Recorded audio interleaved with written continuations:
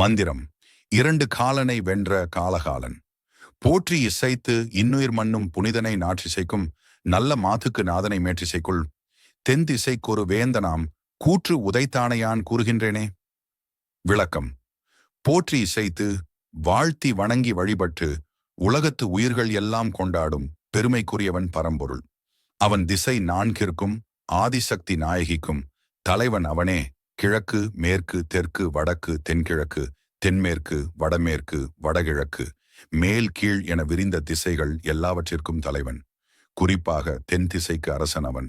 தென்னாடுடைய சிவனே போற்றி எந்நாட்டவர்க்கும் இறைவா போற்றி என்பது திருவாசகம். கூற்று என்றால் யமன். யமனை காலால் உதைத்தவன் அவன். அவனே நான் கூறும் குறிக்கும் பரம்பொருள் இறைவனாவான்.